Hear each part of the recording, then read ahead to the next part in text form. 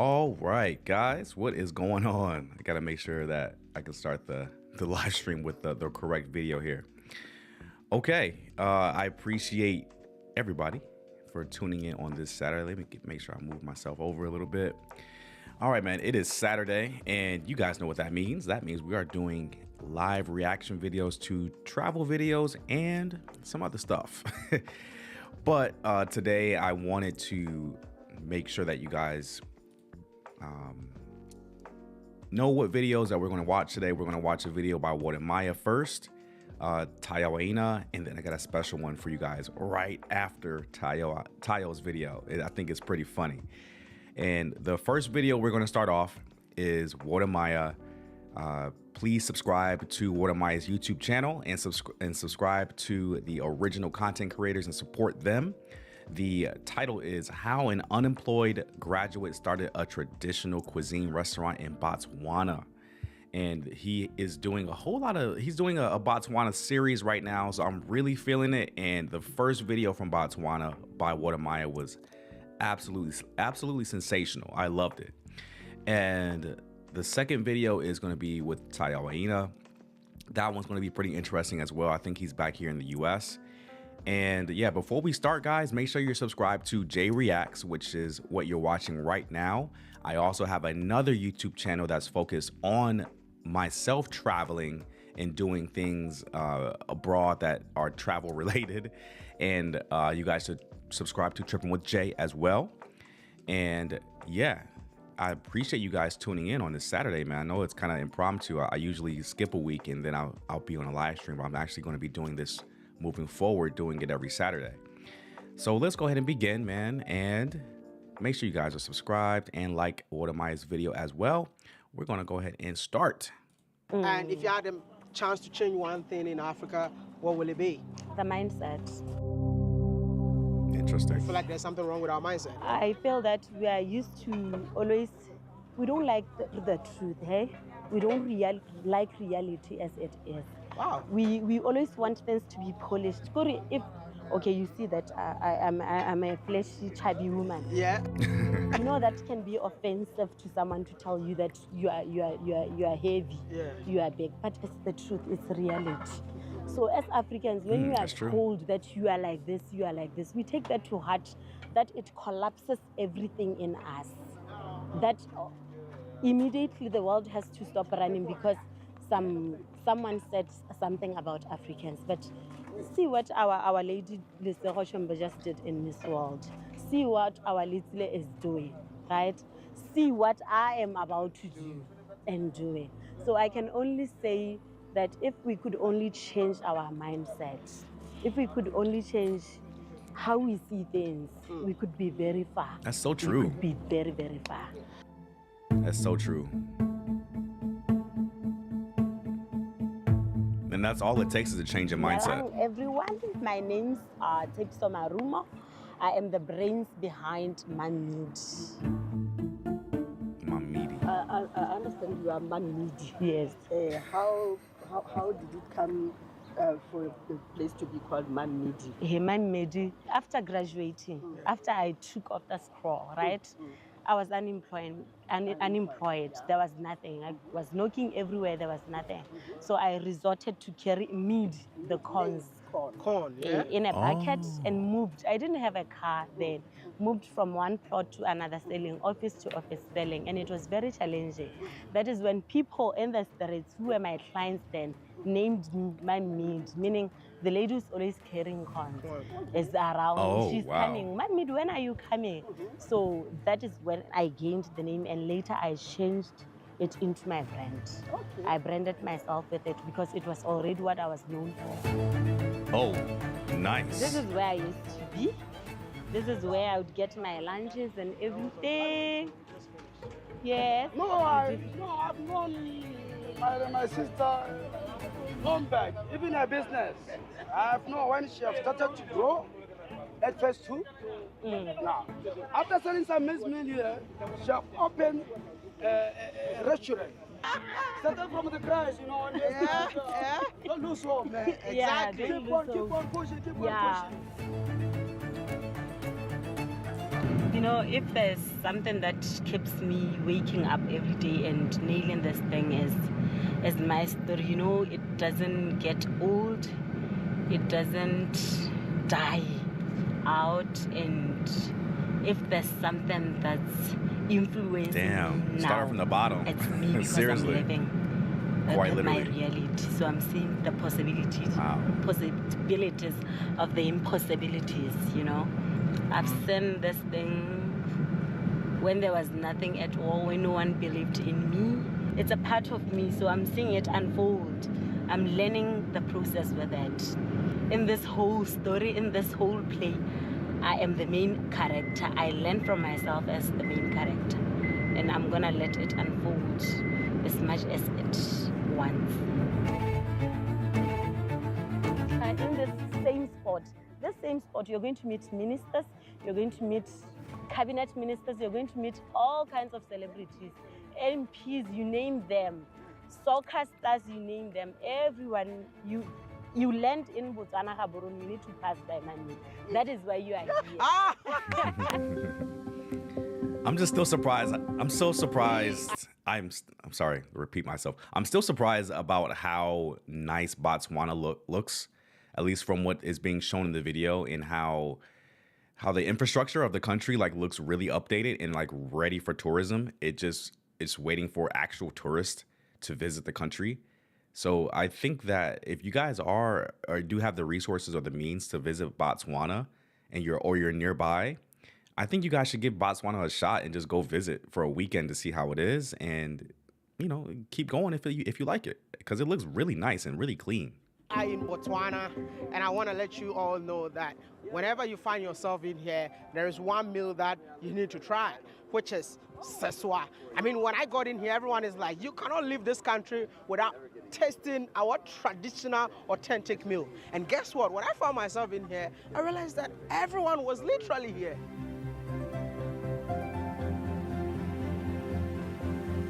And I'm like, who is the brain behind this? And her story really touched me. You all know that in Africa, we've got unemployment issues, but guess what? She saw an opportunity in her unemployment and decided to take advantage of creating her own business.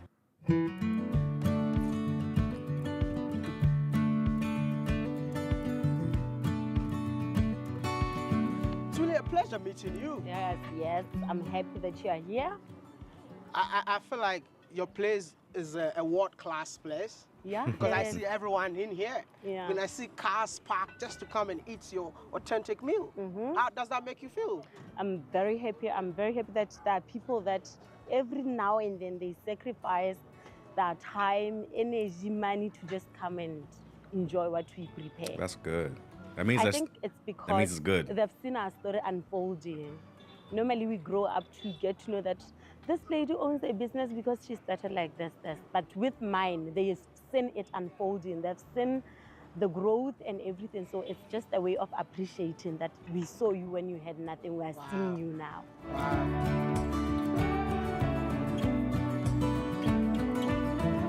Damn. So if you say you had nothing, were you born in here? I'm born in Mahalapet, a village in the Central District, but I grew up the side and I did my tertiary the side. So you're a village girl? I'm a typical 100%. 100%. Nice. And making it It big takes a village too. to raise a child, by Yeah, the way. yeah. So you did your tertiary in there, and right after school, what happened? Right after school, you know, this unemployment pandemic, I'm one of the victims. So I didn't just sit home and say that I'm unemployed and everything. Rather, I asked, what can I do? I woke up one day being tired of this mindset of going to school, learning, getting a job, and then I started to hire myself by selling corns in the street. Selling corn? Just like how? Boiled corn or? Like just regular corn, bro. That's crazy. I'll boil it and put it in a bucket and get into an office. Dumelang, ke rekisa meat. Good morning, I'm selling maize corn. And I had so much support. So people were buying corn from you, just like that. Hence, I'm named Man-Made. Hence the name Man-Made. Because of the lady that used to sell corn. So, I mean, after corn, you decided to start your own business. Like, I mean, corn is still a business, but you decided to add this one to it. You know that corn is a seasonal crop. Yeah. It comes during rainy seasons. When the rain stops, it stops too. So it's not perennial. It's not all year around. So I decided that. Okay. For some people, her accent may be a little bit difficult to understand. But what she's basically saying is that she had to diversify her business because when she was selling corn, it was a seasonal crop. So if it was the rainy season, like, yes, you had corn, you had it available, you had it to sell. And then during the dry season, that's when the corn didn't grow. So she didn't have enough product to sell. So she had to diversify her business into serving the Seswa in Botswana. So that's probably how she got started, and she's just been kind of building up from there. That's basically what she's saying. If the accent that she has in English is a little bit difficult for you to understand. When corn finishes, what's next? So the closest thing to corn is this food, traditional food. That's so smart too. Okay, when I was on the streets, I was just enjoying it. I was enjoying the benefits of people saying you are doing well, and I could see I was doing well. I could see a dream that people didn't believe then. I had I was hungry. I wanted to just burst out what I am. So I believe that God gave through this concept onto my head, so that I just come out of this thing that I was in, you know, where you feel like you have a lot to offer, but you can't just come out.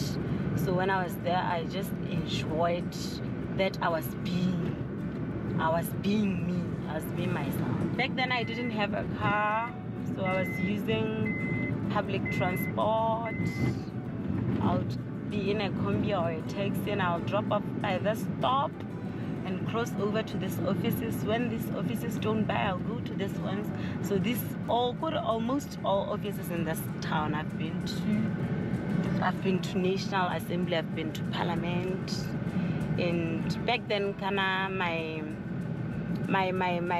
those I was in class with, my former classmates were doing attachments in these offices. So I used them as my marketing strategy. I'll call them, hey friend, do you know that I now sell meat because I'm not employed, right? They say, yes, we gotta talk to your colleagues so that I come sell to them. Then you'd wonder how I get into an office and sell to 50 people at a go, because I had hired people in there, paying them with a cob to say, do this for me, come call your colleagues for me. Tell them I'm by the gate, and they'll spread the word. Damn.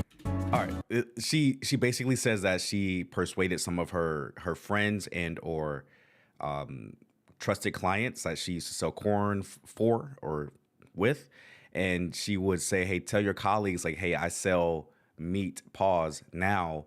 And for them to come down and meet me, and I can sell you what I have here. And that's how she kind of grew her business. And it's all by word of mouth, at least in a country like Botswana, where you know your online presence is important, but word of mouth may be a little bit more powerful, at least in the local community. And she used that and leveraged that to her advantage. And she was able to build an entire business out of it. And now she's on Wode Maya's channel, which is going to grow her business even more. Wow. This is where I used to sell my maize. You used to sit in here, or you sit I'll or you just walk? take my hours walking and approaching customers, you know. Some were coming from this immigration offices, so there are lots of people working in here, those who come in every now and then. So this is where my business used to go on, and it was just a very difficult journey, I want to tell you. Wow. You were a graduate, and you used to come and sit in here just to sell corn. Were people not laughing at you for doing that? Obviously they were wondering what I was doing, because they didn't know the vision that I had. Money doesn't have labels, like I tell you, so they didn't know. some are buying in the dream now, some are seeing that indeed this is possible. You start somewhere and you are going somewhere. Wow. But how was it like, selling in an area like this? How was it like? Most of the times people were not nice. People were Really? not nice. People will ridicule me. For example, if I get into an office, I'll be coming with you when you are selling a service that you are carrying papers, like giving out brochures, and now I'm coming with me. Those are two different jobs, and they are both jobs. So we're here for clients. So just because I'm carrying something that you look down upon, you'd feel otherwise. While when someone comes driving a motorbike, carrying bread in a box, you think it's something. But when I come with my cobs, you feel, what do you want? Securities used to chase me around here, so I just kept on soldiering on. I mean, security kept on pushing you, you kept on soldiering on. What is that one thing that kept you going? I believed in myself. Wow. I knew what I was doing. Yes. I wanted to tell them that the only difference is the product that we are bringing in. I'm carrying cons, they are carrying brochures. In that brochures, they are demanding business. For example, it's a funeral scheme. You can't come with coffins to your offices, but you are having everything about those coffins written in your brochure, right? Yep. So mine is something that you can just easily get and feed on. We are two businesses, different business. So I wanted them to just change the mindset on how they see things. Yes. So I wanted to pause it really quickly, just to kind of recap what she was saying. She says that what kept her going through her business, being laughed at by her friends for selling corn, being chased around by security when she tried to sell near government offices or universities, just trying to grow her business. She kept going because she believed in herself, and also the inkling of perseverance. When people are laughing at you, when you think that your business is going to fail, you have to have a certain level of perseverance to kind of keep going, even in the worst circumstances, because you know that this is going to work out to a certain degree. And now look at her. She's super successful. Now she's on Wodamaya's YouTube channel, which is going to grow her business substantially more than she could have ever thought of. And that's just because of her hard work and dedication and her perseverance in believing in herself in this business, and to kind of pivot to a different product from corn. When corn is not growing, she went to serving seswa in Botswana, and that's what grew her business. And it was just because she believed in herself. Crazy. You know Mamidi? Yeah, I've known him a long time back. How did you know Mamidi? No, I've known my sister long back, even her business. I've known when she have started to grow at first too. Now, after selling some Miss Meal, she have opened a restaurant, Stonakoze food. She was selling some food there at first too.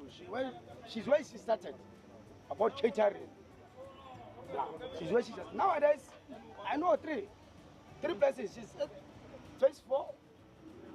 She's at phase 2. She's there also at Brest. She's where I know about her. And I'm catering for different companies. Wow. I have call-ins. People call every day to say, we have a wedding, we have a funeral, we have this. Even WhatsApp, you can see her, Facebook, you can see her about business, If he doesn't know, you can search on Facebook, WhatsApp, and check my mail. You see everything about her.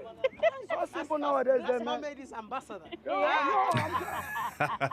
man, I know her, That's the spokesperson for sure. You've seen me when there was nothing. Yeah, without having a car, Hey, when I didn't have a car. She wasn't having a car at the time, Wow. Now she drives. Nowadays, she I have some 3. truck. Even truck, she have a truck, Yeah, from Norway. What's selling Miss Me? Started from the crash, and don't lose hope, man. Yeah, Exactly. don't Keep on lose pushing, keep on Yeah, pushing. yeah. It's our business it is. Mm. Yo, this is awesome. Seeing black-owned businesses like this is what we need in the U.S., man. We need more. We need more of this in the U.S. We need more black-owned businesses that serve our demographic and are really successful. We just need to make sure that we continue to assist or patronize these restaurants or these places in order to help our own people. That's what we need here in America, man, in my opinion. Been doing it. I've been doing this is our 6th year. 6 years. You've been in the business for quite a long time. Yeah, And it's how, 6 the years. consistency. how is it? It's not easy. It's not easy because our food is difficult to find them because they don't come cheap again. So, but we are winning, hey? We try. We know that every day comes with its challenges, but gradually we evolve as winners. What has been the major challenges that you face running this business? You know, my main challenge is where I fail to meet people who help me drive the vision, because this is it's a passion thing. To wake up every day making fire, cooking on that fire and coming to sell food here. You need people who equally share the vision as you, who could help you grow it and see it coming to be. So I sometimes wish that I had such mindsets. People still believe that we go to school to get learned, so we get into offices. So now I'm changing the narrative. You are getting to school so that you absorb knowledge and you execute, spread your wings, fly as far as you can. So this is exactly what I'm doing. So this is a good story, a very good video, Wodamaya. Very, very good video. Does that mean that you got the funding from this restaurant with the maize that you're selling? I've never got any funding from any entity whatsoever. Wow. I've started with the little that I had. Wow. I know how to. My plate only costs 40 kula. So I believe in the art of starting small in order to become something big. So I know how to gather those 40 kulas and turn them into hundreds, later thousands. Very soon we'll be in the millions. So it's just the art of starting small and growing into something big. Wow, from You corn. are a made in Botswana product. Yeah. Local is lekker. Yo. You believe that it's possible to make it in Botswana? Yeah, it is. Especially in the streets. You know, as you are eating like this, you see people, some are drinking this fizzy drinks, canned ones, throwing away the tins. You'd see old ladies are coming, they listen to pick those later. Do you know how much they're making out of just getting those materials, recycling them and all that? To you, it's trash. To someone, it's money. You get. So it's possible. There's so much money in our streets. There's so much money in our land. We just need to apply our minds to it. Oh, can we go back for 1 second? I think she said it like so timidly.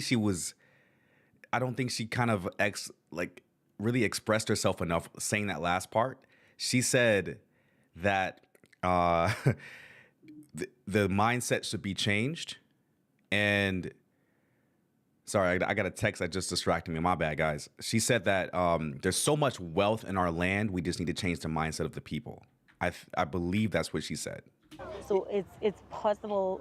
There's so much money in our streets. There's so much money in our land. We just need to apply our minds Yes. to it. Do you believe that selling food on the street is worth it? Yes, look at me. Okay, I love that. I love that. Will you encourage more youth to go into something like that? Yes, I will, definitely. I'll just tell them that different approach. Okay, I'm here, I attract people of all calibers that are coming from where they're stationed, where their offices be. Like, for example, the cream of my clients are from the CBD. Yep. See how many big restaurants are there in CBD. They are there, but they leave those coming to the one that is in the streets. I think it's just how you approach it and how you break normality. People have been selling maize for years, but they were just stagnant there. I took my maize to the people. That is what made my name. Damn, did y'all hear that?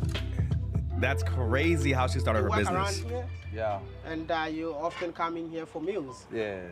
Oh wow. Yeah. Why do you eat in here? Yeah. I usually come to my Midi's place because I have an office just nearby here. Okay. Yes, I'm settled there. I'm into construction, Okay. so I have an office around here. So whenever I'm close by, I come to all the healthy food, Oh, okay. Setswana food. Yeah. Yes, Ooh, mokoto. that does look good. What makes this food unique? than the rest of the food in the CBD? Mostly in CBD, we only have franchises. Mostly international, chicken fries, pastas, restaurants. But here is authentic stuff, more healthier, no GMOs. Okay. All the Okay. good things, yeah. No Like GMOs. Authentic local meal. Yeah.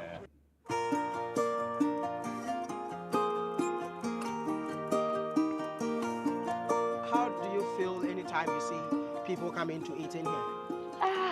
I'm just happy that there are people who rely on our food. Remember, this is what doctors recommend now.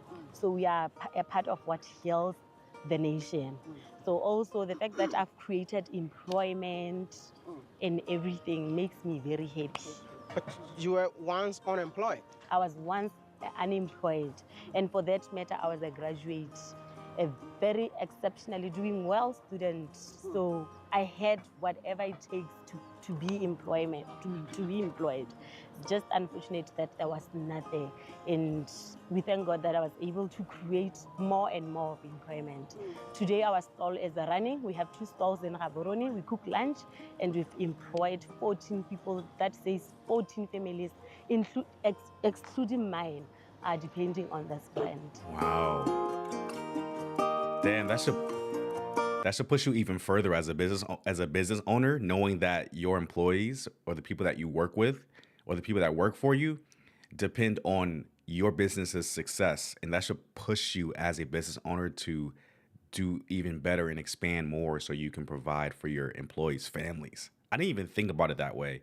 That is a great way to think about how a small business is ran. How does it feel like being a young female entrepreneur in Botswana? It's awesome. The support now, because people have bought in the dream, and I think our government is saturated. There's so much unemployment, and they've seen that with the little that I started with, I'm somewhere now. The support is so amazing. It's beautiful. People are now up. People are now on streets. People are doing things for themselves. Which you've inspired people. Yes, I did. Hey, I did. Thank you so much for not giving up. Yes. But does the government of this country support businesses like yours? Yes, our government is very lenient on us. I mean, it gives loans, it gives on ground grants. There are always these schemes that's going on to say, buy goats, buy chickens, do this. So we are doing a lot. We have so many young women that are unemployed, but instead of going hands-on, they decided to do something else. If you have a message for such young people, what would that message be?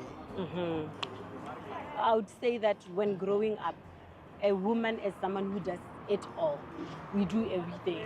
Our mothers used to be putting us on the back while cooking, while making sure that our fathers are okay. So we have it in us.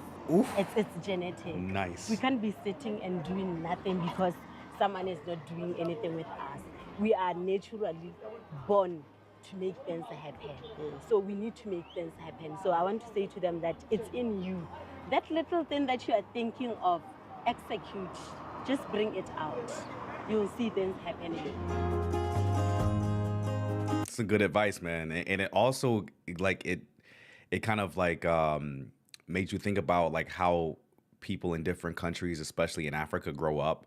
And you heard her like they have this influence from their mothers that they should take care of the kids, they should cook, they should do whatever is necessary in order to be successful. And that is almost a complete opposite of what they teach over here in the US of A. Even in some other Latin American countries, like this type of mindset has like infiltrated there, is that they choose their career first and then family is second, when it should be switched around. In my opinion, it should be family first. You should start a family first, care for that family, learn all of these skills before becoming a wife. And then she says it right here that she grew up with that example that you have to make something happen, whether it's taking care of the family, cooking for the family. And that's the complete opposite of what's being taught over here. And they wonder why the passport bro movement is so prevalent nowadays, is because we have to think about how, like how did you grow up as someone else that you want to be dating? Or that should be one of the questions. My bad. That should be one of the questions that you should ask whoever you want to date in the future. Is how did you grow up? What examples were instilled in you? What is the relationship like with your parents, especially their father? So you have to really ask that even on the first date. It may seem like an interview on the first date. It's because it is essentially. I've gotten If you have a message to the youth of Africa, what would that message be? You know, as Africans, we need to believe in ourselves. Okay, when they look down on us, let's take what they present. Is it because they have everything? And apply it. For example, how I started my business, I don't just run it just like a normal street business. I take my lessons from these big entities, those big establishments. When they take their staff members for retreats, I do the same. When they take them for those mentorship, I do the same. I invest in my employees. I do everything that these big entities are doing so that in future, when we together, we could sit in one table and have something in common. So when many people are discouraging or looking down upon you because of what you are presenting at the moment, don't bow to what they say. Rather, use that as a way to say, no, just be patient with me. I'm going somewhere. Believe in yourself. Just be patient with me.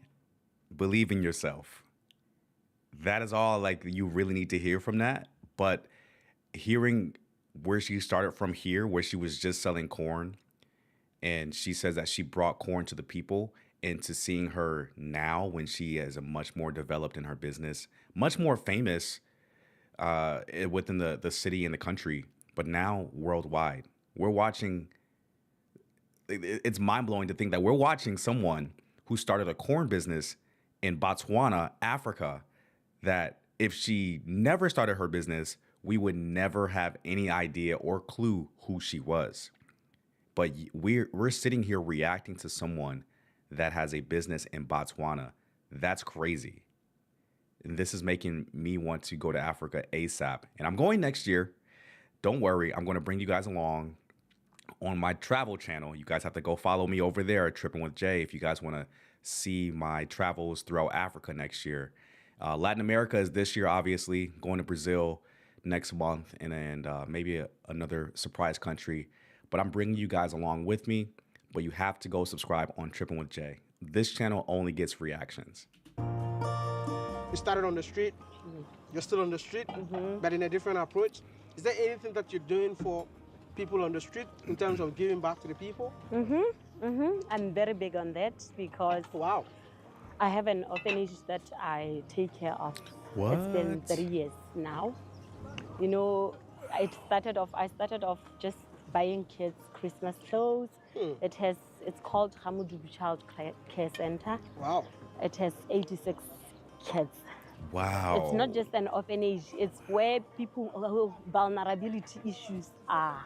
In there you'd find kids who are very vulnerable. They have their parents, but they don't have means to take care.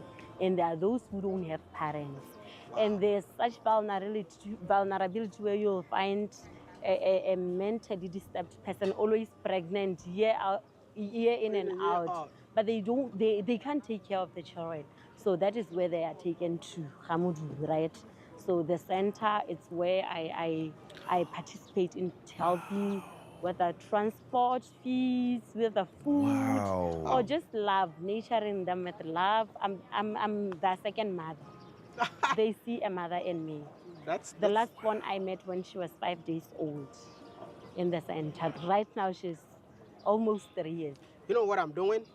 In Africa, if the food tastes so good, you have to always be doing this because the flies will love to, share the food with you. That shows that the food is good. Yeah. It's really a pleasure meeting you. Yeah, I'm so inspired with what you're doing. And I just want to wish you all the best. I appreciate it. Thank you very much. That was a W. Listen, let me enjoy my. That was a W of a video, man. Oh man. That was incredible. I can't believe that this video, how many views does this have? 30K, and it was just released yesterday. That video should have honestly way more views than 30K in one day. But that was so inspiring, especially to people that may be like in the middle of their grind, if that makes sense, in the middle of like their way to success, and they are feeling a little discouraged because they're not seeing like huge gains in their business. They're like they're growing, but not like fast as they want to grow. Watching this video really should be an inspiration piece to people that may be starting out in a business or have a business and just have hit a rut in their business or hit a plateau. And for them to reach the next level, they just need that perseverance, that inspiration to just keep going. Because it even happens with us YouTubers as well. When we stagnate, when we hit like a amount of subscribers, or our videos aren't getting as many views as they used to, we kind of have this mindset of like, hey, people don't want to watch my content anymore, or people don't like my channel like they used to, and that makes YouTubers stop making videos sometimes. And hearing this, and it's happened to me before, it's just going to help me or inspire me to keep going and keep making content and keep doing reaction videos, keep traveling, keep filming, keep editing, keep posting.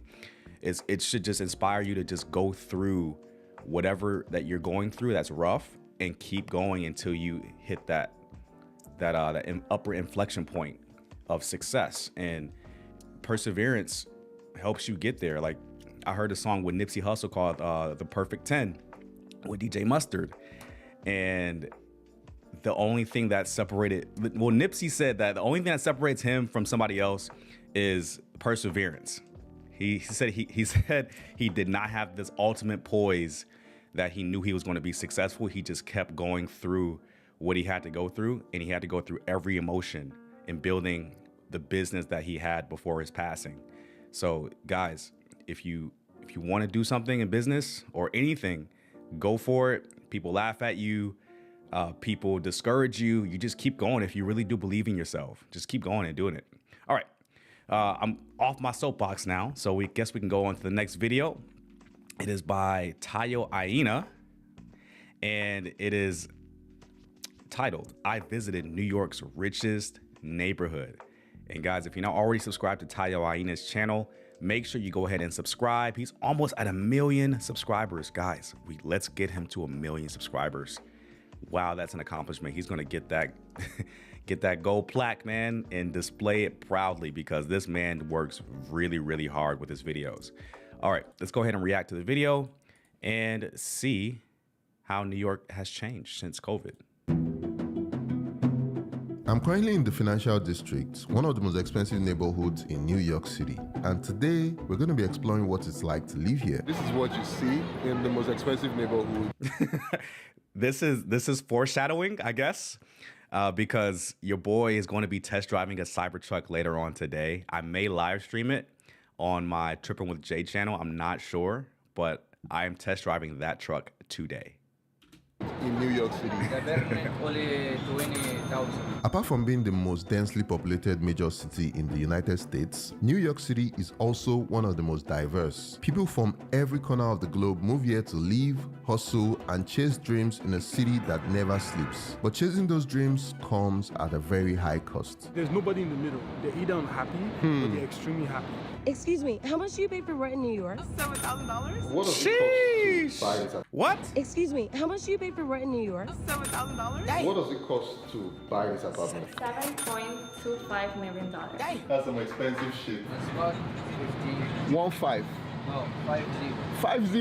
The Financial District is home to Wall Street and the New York Stock Exchange, which processes around $200 billion worth of trades daily. And don't even get me started on the luxury stores. Rolex, Louis Vuitton, high-end stores are everywhere. Just walking across the neighborhood and you just pop into like a Rolex store here. Here, watches start at upwards of $40,000, which is some people's annual salary. Yeah. And trust me, people are buying. But what is it about New York that attracts all this wealth? To find out, I'll visit one of the city's city's most unique real estate apartments, explore Wall Street and the New York Stock Exchange, and meet some of the locals to find out if it's all worth it. Damn, man.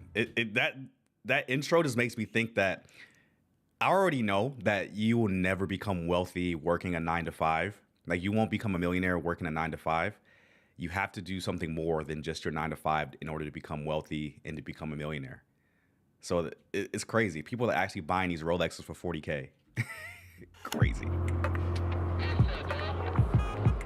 This is my hotel room, by the way, and this hotel is costing me almost $400 a night. And that's because I'm just literally in the middle of New York City, close to Times Square. This is Times Square on this corner of the window. So today I'm heading to the financial district to check out some luxurious apartments there, and also to find out how much it really costs to live in one of the most expensive cities in the world. So you guys, come along with me.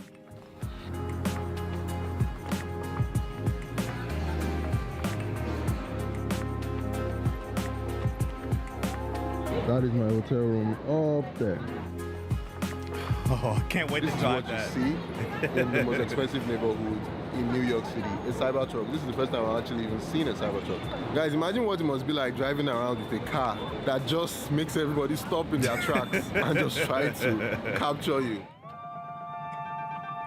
NYC is made up of 5 boroughs, and the borough I'm currently in is Manhattan. It isn't the biggest, but it's the one with the most personality, and it serves as both the financial district and the cultural heart of the state. Manhattan is divided into many expensive neighborhoods like Soho and Tribeca, but our major point of interest today is FiDi. FiDi? The financial district. The financial district.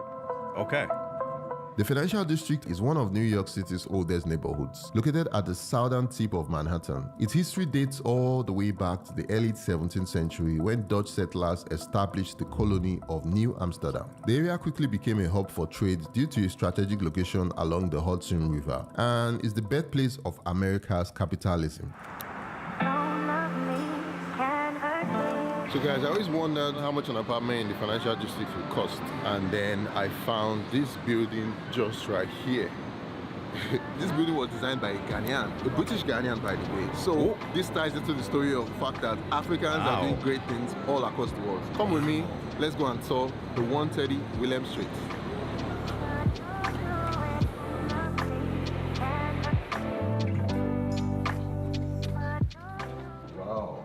Welcome to Penthouse. Oh. Wow.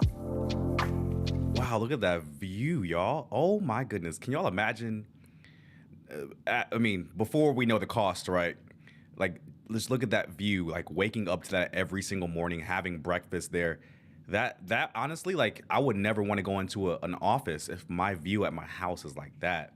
And shout out to Tayo Aina for having like the nicest tune. The songs on this video is really fire, bro. What would you call the design of this space? Contemporary. Contemporary. Yes. This building was built in 2020, so only 4 years ago. What I've noticed, all the rooms here is like wow, has a view of something. You're always looking at something at every point in time. They're so high up. If you're scared of heights, you can't live in this building. Oh, is this marble? Yes. Wow. This is crazy. I look at the views from here. I can't imagine what it would be like showering here or being in this bathtub and having these views around you. There's a shower here. Oh, there's also a shower too. Wow. Let me check the shower to see if it's tired approved. Okay. Yeah. Damn. It's tired approved. See how high the shower is. Guys, check out this toilet. Oh my God. Wow. Yo. You're taking a dump with a view. That's some expensive shit. Man, I need to make money. That's a balcony, bro? Wow. That's a terrace. That's not a balcony, that's a terrace, bro. Oh my gosh. What does it cost to buy this apartment? Because we've gone around now and I can see how beautiful it is. I'm guessing that it's definitely going to be expensive. How much does it cost? It's $7.25 million. Damn. Wow. Wow. My heart just skipped a beat. What does this apartment for, let's say somebody who doesn't have that 7.2 million, maybe they want to rent something like this, how much would it cost to rent and live in? This goes for around $30,000. Damn. A month. Yeah, it's a luxury building in the financial district. New York City is one of the most expensive cities in the world. Yeah, walking around this apartment, I'm just very inspired. I don't think I've been in any apartment that looks like this. 30K a A month. big part of the reason why people are buying into these $1 million properties is that New York real estate is seen as a safe investment. There have been documentaries done about how many of the properties in NYC are empty as people aren't buying them to live in, but just to store their money. New York real estate is seen as one of the most stable in the world, with a steady 6.3% year-on-year increase. Wow. After touring this apartment, I wanted to see more of what was around the neighborhood, and since I was surrounded by money, I wanted to feel and act rich, so I ordered an Uber Black. This cost me $60 for an 8-minute ride. Bruh. $60 for 8 minutes? Oh my gosh. So yeah, this is me walking Wall Street. Wow. Financial district of New York City. It is said that Wall Street trades over $200 billion worth of transactions every single day. Yeah. Dog, $60 is crazy.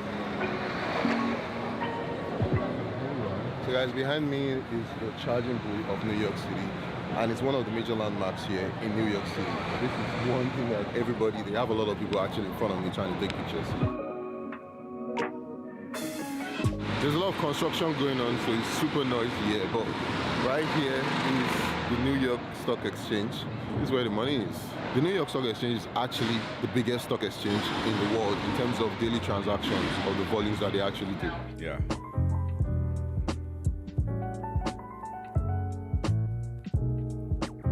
I like to see how much it costs to buy food on the streets of Wall Street. There are the kebab spots there where they're selling sandwiches and stuff, and it's just directly in front of the New York Stock Exchange. That must be a very great place to set up your store. That's a good spot to be. The food scene in New York is as diverse as its population, offering flavors from all around the world. I'm guessing this is thanks to the city's rich immigrant history, where people from all corners of the globe have brought their traditional cuisines with them. You can find just about any type of food here, from Michelin star level restaurants to street vendors selling in halal carts. Is it expensive to be here? Yeah. The permit only 20,000. Oh, the permit alone. This permit is 20K? 20,000. This is the permit. Then this? This cost 15. 15. Yeah. 1.5.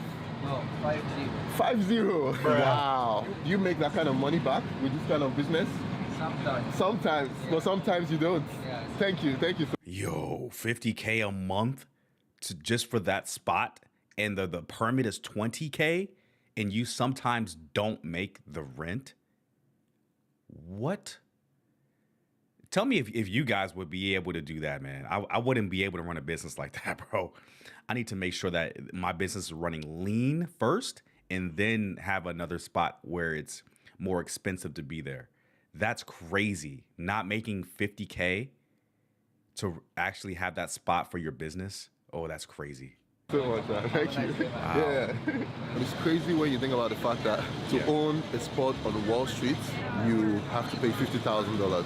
To own this, 50 grand. That is actually really wild. There's no business, my friend, anymore. No business anymore? No more. See, construction everywhere. Here. Oh, really? So why are you still, why do you still What have you this? can do, no other job, my brother. Wow, no other Do job. you think New York is expensive to live in? Definitely depends on your job and, you know, your financial history. Yeah. 200,000 is $1 to someone who makes a ton of money, right? But I think for me and the group I'm around and I surround myself with, probably it might be a little too much, yes. When so many opportunities abound and population is high, demand for everything goes up, which directly affects price. The average cost of an apartment in Manhattan is currently over $3,500 for a studio rental, which is typically a shoebox. This can go as high as $9,000 for a 4-bedroom rental. I have a good example of a friend who rents with his friends. So altogether they're 4. One person pays $2,000 a month. Wow. And they share 4 rooms. Oh, wow. Excuse me, how much do you pay for rent in New York? That is disgusting, man. That is disgusting. Oh, God. You got 4 roommates and you're still paying $2K a month to live in New York. $2K can get you a house rental here in Las Vegas. And you don't have to live with anybody. Holy. That is wild. Whoa. $7,000. Damn! Welcome to Casa Oddities, aka Sophie's house. 7K, bro. This is my apartment. Ooh, sick. Wow. Man, this is sick. I like space anyways, and so I wanted something that was make me feel comfortable, not too tight. I didn't want to be staying in the studio apartment. She's making bread, bro. That TV on the wall is it's a Samsung. I know this because I'm looking for something like it. That Samsung TV is called The Frame, and it's a matte display, and it's supposed to look like artwork when you put it on the wall. That TV is super expensive. $10,000. My favorite part of my house, where all the magic happens, my office. She's a Why are you content living creator. here if you're spending so much money? Do you like it? You like spending plenty of money? City of dreams. You're making money to spend money. So you're happy with your purchase? I'm never happy with no spending money. Can never be happy. You can't be happy with spending money. What do you mean? What? So, are people really happy here? I guess that question is relative to who you ask. I've never opened my American mail and not seen a bill. Whether it's a medical bill, is a lights bill, is a utility bill, is a presence bill, is just being alive. You're billing you for being alive. There's no cousin or community or family to help you. It's literally just you, yourself. A recent survey shows that less than 1/3 of New York City's population is satisfied with the quality of life in the 5 boroughs, revealing the city's challenge despite its many opportunities. There's nobody in the middle. They're either unhappy or they're extremely happy. So you go to like Times Square, you see the people dancing, a lot of joy. But then you look at the train, you see people so sad. Damn. Yeah, check out that rat running. The train is coming.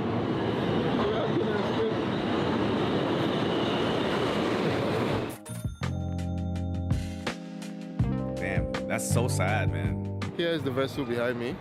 Apparently, a lot of people started jumping off of it. You heard about that, right? So they had to close it down. Yeah, I heard about that. 14-year-old boy took his own life in front of his horrified family. The teen jumped from the 8th story of the vessel. One time, my God. I was going to school and I was at the train station. Yeah. Someone jumped in front of the train. Oh my God. Are you serious? And I saw it. Wow. And you know another crazy part of that story? Yeah. I've seen it happen 3 times. What? Really? Yeah. Isn't it so crazy that New York is one of the places in the world that has one of the highest numbers of the richest people, and then it's also one of the places in the world where there's a lot of people committing suicide too. So what does that tell you? It tells you that sometimes money doesn't actually really buy happiness. I think that's the lesson to take from it. Apart from the morbid history, Hudson Yard is like the new face of... That turned morbid real quick, bro. And I mean, you know, my condolences to the families impacted, but I had no idea. Oh my gosh, that's so crazy. And what did he say? Like 1 in 15 people like actually feel happy in New York City. That must be the reason why a lot of New Yorkers are leaving New York, going to places like Texas and Miami. Better weather, lower cost of living. I totally understand.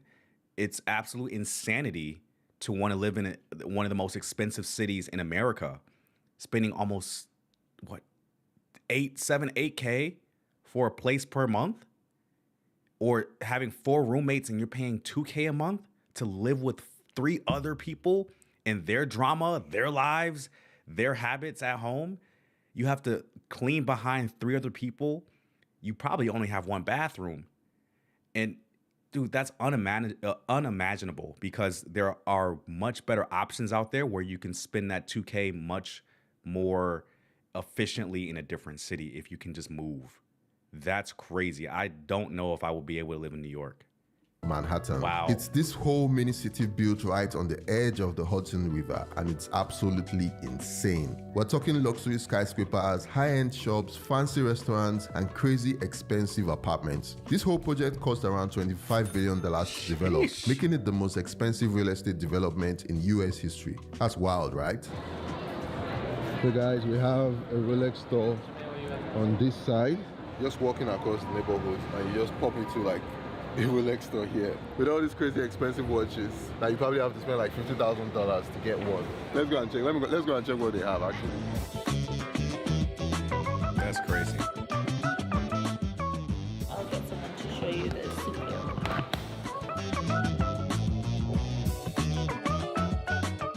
To give you an idea, a basic day date can start at around $40,000, but the sky's the limit when it comes to customization and rare models which have the diamond bezels, popularly known as the bling. People don't just buy these watches to tell time, they are status symbols and investments even. I'd love to own one day, so if you guys would love to support my mission to fill up this wrist, please hit the subscribe button now and help me get to 1 million subscribers before the end of this year. Yes. Thank you. He's gonna get there too. He's gonna get to $1 million. So guys, I'm headed to the edge now to go and check out what it's like. This is one of the activities a lot of people come to do here. Whoa!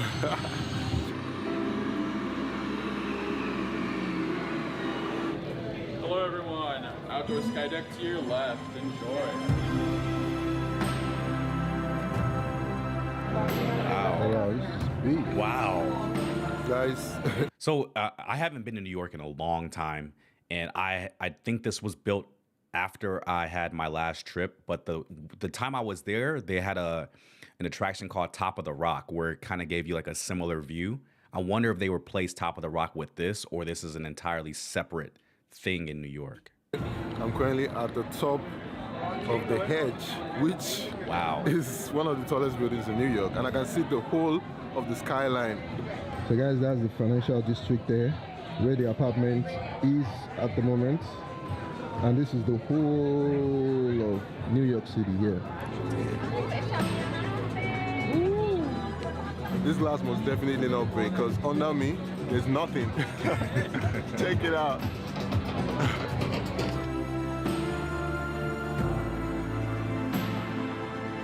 Yo, that's crazy. I don't know if I'll be able to do that. Actually, we paid like $50 to get up all the way to the top here. And it still goes up, it still goes higher. But it's so crazy to stand and just look at the whole of New York City. One of the most expensive places in the world to live. All I see when I stand here, all I'm just looking at is money. Money everywhere, all across. A lot of money, man.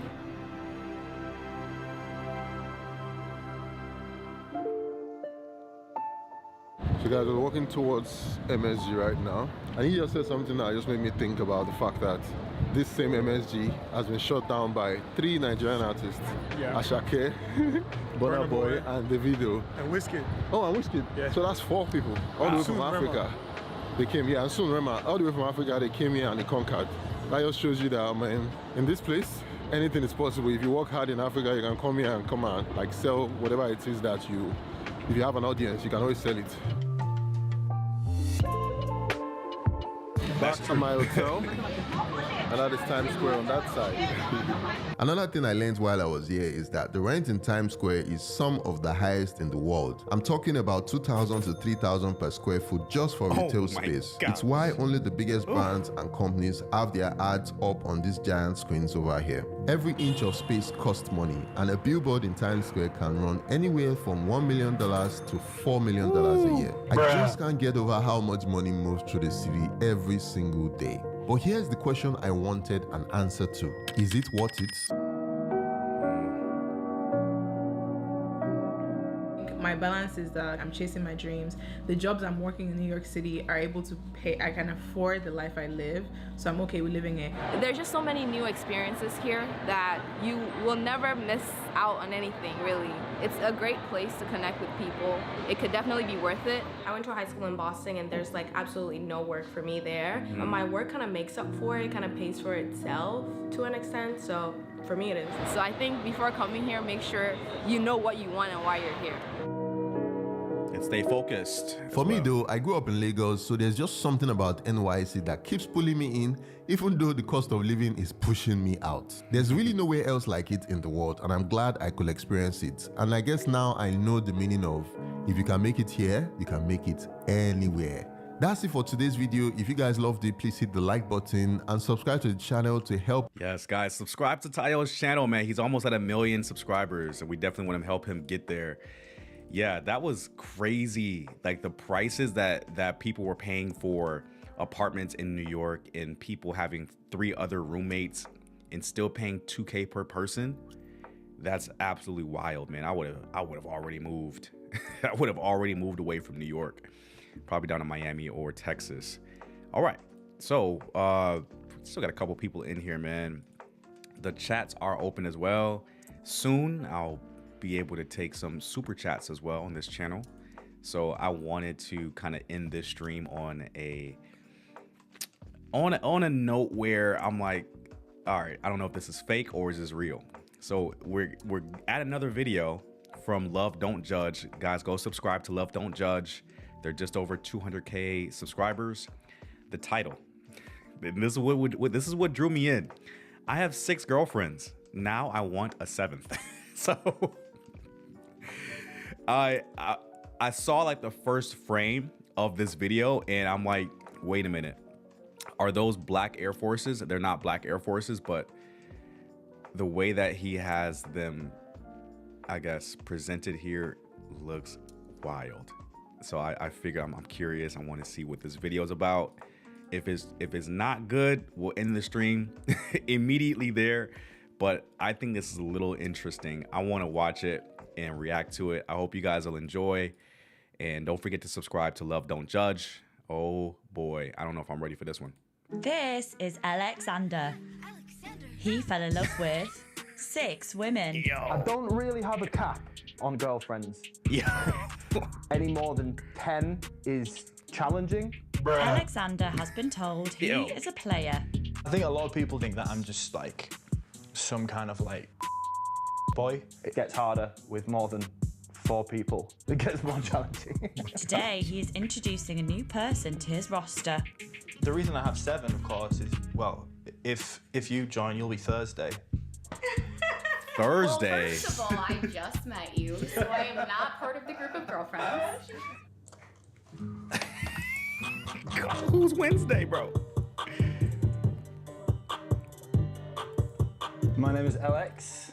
I have 6 girlfriends, but I am always looking for more. I live in Los Angeles, California. I actually grew up in quite a small town in the north of England, but I've been out here for about 4 or 5 years now. So I'm a producer.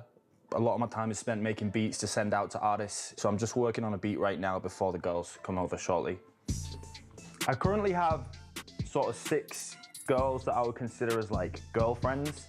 So I have Nia, Avery, V out in Florida, Bayani, and then there's Izzy. And there's like a couple more girls who I'm pretty close to, but you know, He has a type, guys, as you can see. They're like a lot more private. Hello, hello. Hi. I don't usually hang out with more than 3 girls at once. It gets harder with more than 4 people. It gets more challenging. We just recently met not too long ago. Alex was getting a tattoo that day, and we kind of left him. Yeah, we were like, bye, and we went and hung out together. We went shopping. Do you guys want to pick a jacket for me? Yeah. It wasn't really like a conscious decision for me to all of a sudden become polyamorous. I just kind of found that like traditional monogamy didn't really work with me and sort of like the way that I function as a human being. Okay. That one's cute. I like that one. Come. Having to reserve all of my love and affection for just one individual, it doesn't fit right with me. It doesn't feel right. I do like this one. I was attracted to him physically first, but like as I got to know him, I got it. So proud of you. His little personality, it's adorable. He's so sweet. Show his little personality. his tiny little minuscule personality. He's very like just confident and weird and out there. So you know he's authentically himself, and that was hot. I don't wish he was monogamous. It just wouldn't make sense for him. I definitely receive quite a lot of judgment. 90% of it is from men. Interesting. Let me pull up a couple of comments here. You are a white man making money off of black culture. You are a guest here. Don't be taking our women and degrading them so you can make a fast dollar. Oh. I had one comment saying, strippers will do anything. Cats be acting like they're the man, but really be getting hustled. Oh. They don't get it. They're probably never gonna get it. They'll say things to try and make it seem like it's fake or like I'm paying them or it's like, oh, he's like a sugar daddy, like all this nonsense, you know? Wow. I think for some men, sort of seeing the way that I live is kind of like quite a hit to their ego. They assume that I must be like not treating girls well if I'm seeing other people. It's like they can't understand that it can be both. Like, I can see other people and I can also treat them like queens, you know? Today, I'm gonna be meeting with a new girl, possibly girlfriend number 7. We've spoken a lot over text, spoken on the phone a couple times, but this will be the first time I'll meet her in person. Hello, hello. This is wild. You're so tiny. Nice. What? Bruh. What attracted me to Alex is like he's kind, he's very funny, he's sweet, and I like the fact that he was straightforward and honest, like right away. What? When he told me he had 6 girlfriends, it didn't really bother me. He was just looking for fun, and him having 6 girlfriends, as long as they're okay with him doing whatever he does, I don't really see the issue. Trey. Everybody, this is Danny. Hi. This is Nia and Avery. Nice to meet you, Go take a Danny. seat. So do you like consider him your boyfriend or do you consider them your girlfriends? There's definitely some girls that I see who I wouldn't consider girlfriends, but I'm pretty tight with these 2. I would consider him my boyfriend. You consider him your boyfriend? Yeah. Question though, would you be upset if either like it's not a thing where they're not like able to have other dudes? I mean, it's up to everybody to do whatever they want to do. I don't like to put any expectations on anybody to do anything. You know, like people just kind of choose their own level of engagement, level of involvement, and then we just all kind of adjust and navigate around that. So do you guys ever feel jealous when like you see him being affectionate to another girl or like, you know, like, do you ever feel a type of way at all? For me, I kind of view all of his relationships just as like their own separate entities. So like whatever's happening there, like not my circus, not my monkeys. But you know, it doesn't mean that. What the hell does that mean? It's not my circus and it's not my monkeys. What does that actually mean? That she just means like, hey, I'm not like in it, so I'm not concerned about it. That's probably what she means, but that was a weird way to say it. Jealousy doesn't happen. Sometimes it's like what comes out is beautiful and the girls just absolutely love each other and they become like really close and becomes... So long term, what would be like your goal? You're an old man, you're like 80. What does that look like? Like you're 80, are you with like the however many girls? Probably not, bro. I'm going full Hefner. Yeah, like... Honestly, I can't really predict that far ahead. When it comes to relationships, I just like things to be like organic and, you know, be about chemistry. Which I appreciate about you a lot, actually. The reason I have 7, of course, is, well, if you join, you'll be Thursday. Bruh. Well, first of all, I just met you, so I am not part of the group of girlfriends. So Eli's about to come over. Wow. He's gonna talk to you guys a little bit about how he feels about my obnoxious wild boy lifestyle. Hey, what's good, bro? How you doing? You alright? Hey, good to see you, man. It's just perplexing to me how you have the time to do it all. Are you just like a machine? You just... These are reasonable concerns. I suppose my like baseline level, I'm quite sort of high performing. Even when I feel like I'm slacking off, I'm doing more than kind of most people do in a day. I'm kind of quite good at juggling all the tasks and all the women, I suppose. So do you sleep at all? I think a lot of people just think that because I see multiple girls, they just think that I'm just like some kind of like boy. I think people don't understand that, you know, actually, I'm quite affectionate and quite warm. I really have like real meaningful relationships with people. It's not like I'm just running around just like throwing my around for the sake of it. Honestly, seeing it from the outside looking in, you make it seem so easy and it looks doable, you know? But for me personally, I live vicariously through you. Oh, damn, dude. Happy to be of service.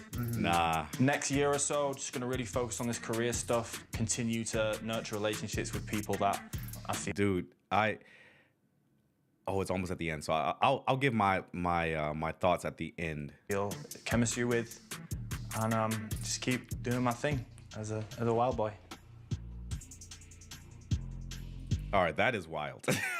That is absolutely wild. I'll give my thoughts and then we will end the stream. But I honestly, Like if that guy is happy, the girls are happy, cool. I'm happy for y'all.